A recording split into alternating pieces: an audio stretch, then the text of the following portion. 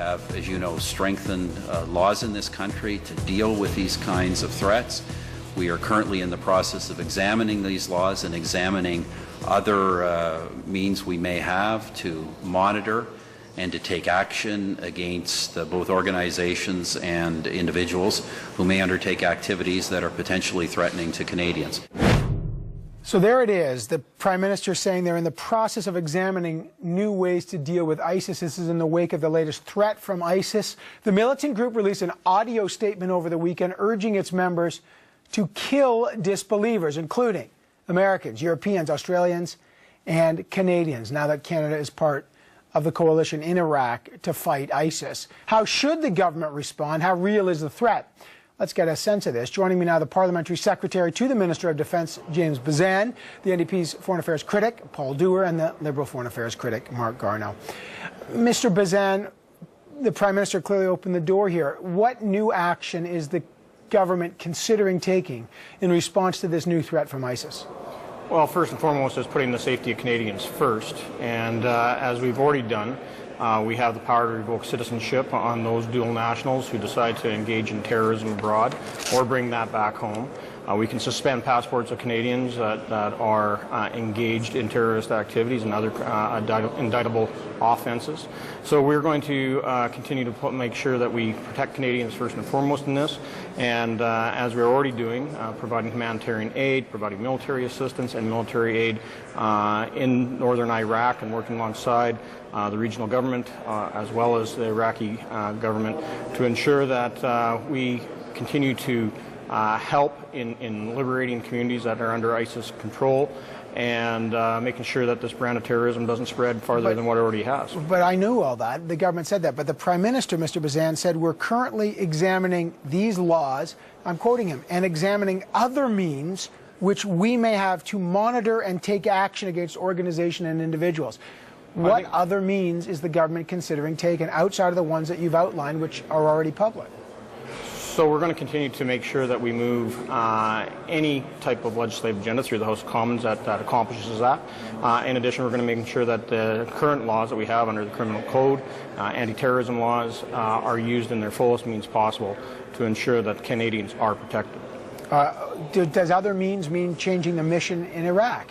Does that mean combat troops? Does that mean providing weapons to the Kurds? Does that mean changing the parameters of what's called advisors in Iraq? Well, what we've done is deployed there now with 69 members that are in process of deploying to northern Iraq, strictly in an advisory role, and we will review that in 30 days. And that is going to be key to how we move forward from that standpoint, from the military side. Well, definitely humanitarian assistance, helping those that have been displaced, are going to be paramount to dealing with the crisis on the ground in Iraq. But we have to make sure that we aren't bending under any pressure that ISIL is trying to bring upon Canada and our allies.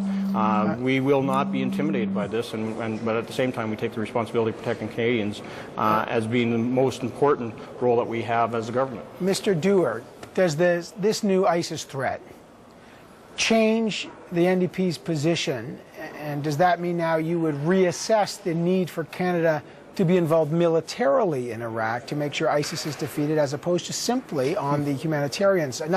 By the way, not to diminish the humanitarian crisis, but as well as participating on the humanitarian side. No, we have a responsibility to protect those vulnerable citizens who we were asked to protect, and the government said that they were willing to support what I asked Minister Baird at committee, and that was those who are victims of sexual violence, those who are refugees who need support, and protect minorities and prosecute those who are involved in war crimes. Look, what we shouldn't do is fall into the trap of what really is an extremist cult, is what we're dealing with here. Nothing to do with Islam, other than trying to appropriate the name. And what the effective way of doing that is to understand how they work. And when they do these kinds of things like we've seen, I don't think we should be reacting too loudly in terms of their message. What we should be doing is saying anyone who's involved in this kind of criminal activity will be prosecuted. And by the way, Evan, you can take away, we already had laws in place to take away and revoke passports for people who, were bending the law, who are, not being responsible. So that already happened. What I guess is the question right now is if you're taking the citizenship away and passports away, are we not just pushing the problem away?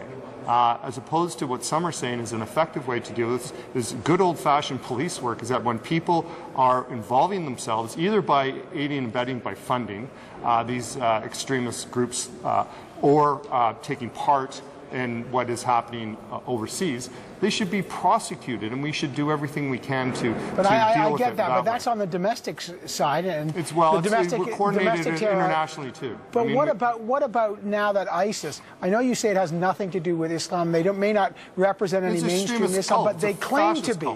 Yeah. Okay, they claim to be, and they've got, according to CIA estimates, now over 40,000 people with them. So this is a serious force. However we identify, absolutely. Should Canada get involved militarily if they are now targeting Canadians? Well, first of all, no, that's not, because then you're falling into their trap, if you will, and saying, okay, you're going to put out a threat and you're going to pull them in.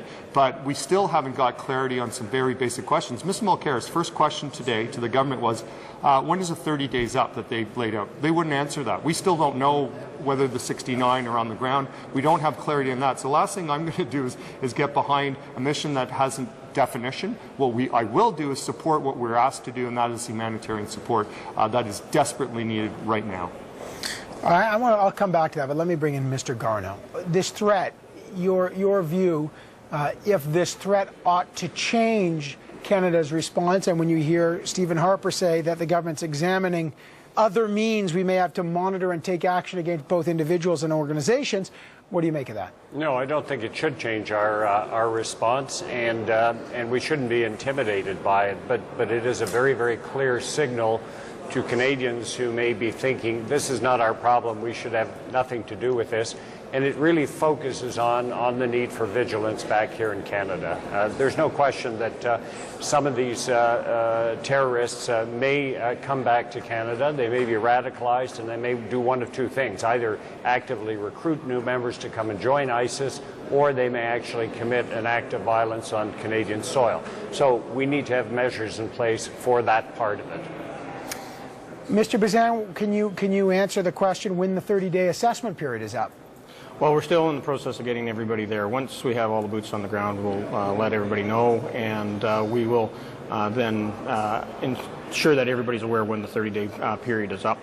At that time, we can have the discussion as to how we go forward in assisting with the military battle with ISIL that is right now. The Peshmerga are in, along with Iraqi security forces across the region, and we want, I think all Canadians want to see this brutal terrorist organization brought to its knees. I think everyone's in agreement, but so you're saying, I just want to get this straight. The 30-day assessment period, the government won't tell us when the 30 days is up, so we don't know that. So it could be in 30 days, it could be in 50 days. Second, the refugees fleeing ISIS, 130,000 refugees flooded into Turkey over the weekend. I remember the government, if I'm not mistaken, promised to bring 1,300 Syrians to Canada by the end of 2014. How many refugees has Canada taken in? I don't have the exact number on hand. I know that Minister Alexander answered the questions today. We have brought up a pile of Iraqis, 18,000 plus Iraqis have come in as refugees. We are in the process of making sure that we bring in the number that we committed to and bring the Syrian refugees over as well, especially those that are being targeted by ISIL as ethnic and religious minorities that have been brutalized and terrorized and are victims of sexual violence. That we talk about ISIL as using rape as a weapon, which is deprecable, but we will still make sure that we live up to those commitments, and that's why it's in so far. But as I just said, Evan, I'm not 100% sure off the top of my head what those numbers are, but I can tell you this: that our humanitarian aid is about dealing with these people that have been displaced in the region, and making sure that we have the support there, along with their allies, so that they can deal with the upcoming winter. And I think it's in the best interest of Iraq and the region that we bring peace and security to the region so they can return to their homes. Okay, let me try another thing. Minister Alexander said, and you said as well, that the government can revoke passports for those traveling abroad for terrorist purposes. How many passports has the government revoked so far? Well, for national security reasons and for due process, I'm not going to say names or numbers. But we do have the ability to revoke under the passport order from the minister any passports that people are using to carry out criminal activities, which includes terrorism. And so we will do that to ensure that they don't bring this crazy radical terrorism back to Canada. Mr. Bezan, you understand why it's difficult. Canadians are asking, how many Canadian soldiers are on the ground in Iraq? We don't know. When the 30 days are up, we don't know. How many refugees have we taken in? We don't know. How many passports have been revoked? We don't know. It seems that there's a shroud of mystery surrounded this coalition. Why keep Canadians in the dark about joining a coalition if it's so important? Once we're in a position that we have everybody on the ground doing the jobs that we've been asked to do, we'll be sharing that with Canadians. And in the interest of transparency and accountability, at the end of 30 days, we will talk about what they have done, and we'll talk about how we move forward, and we'll do that in collaboration with Canadians in a conversation, as well as within the normal parliamentary process with the opposition. All right, Mr. Dewar shaking his head. What do you make of that? Is that good enough? It's not good. No, of course it's not good enough. I mean, look, when we're talking about sending our troops into harm's way, and this is a theater of war, then we need to have some clarity as to what the mission is. And again, we asked, when does the 30 days start running? What I'm hearing right now is that we don't have the 69 on the ground. Right? Okay. So now we don't. They're in the process. They're in the process. Are they in Istanbul? What's going on here? We just don't know. That's why we didn't support it, and be slightly critical of the Liberal Party for supporting it without having the clarity of what the mission is, what our goals and objectives are, exactly how we're going to measure success. But I have to say, on the issue of refugees, we have the UN asking Mr. Gutierrez, who's the head of the UNHCR, pleading with Canada to take more Syrian refugees. When I asked Minister Alexander the question, how many are actually here?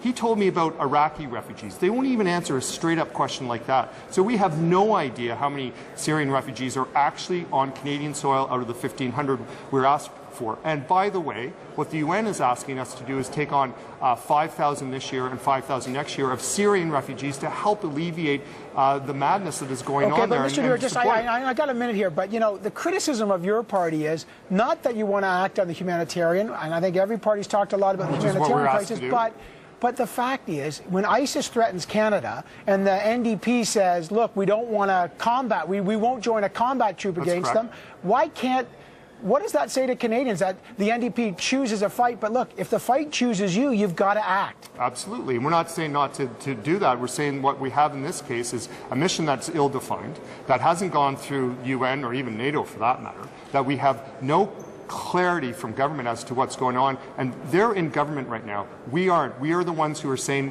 what we should be pushing. And the fact of the matter is that when you see, and former Prime Minister Ketchum on your program, Evan, the House said it very well. Once you're in, you're in. And I think Canadians are quite rightly saying this is something we shouldn't be in right now, without the kind of clarity that we need. Absolutely. I want to go. This is, by the way, here's what Mr. Ketchum said, as you mentioned it. This is Jean Chrétien on the House this week. When I asked him about the mission in Iraq, here's exactly what he said. So for the people, they said Canada is part of the coalition.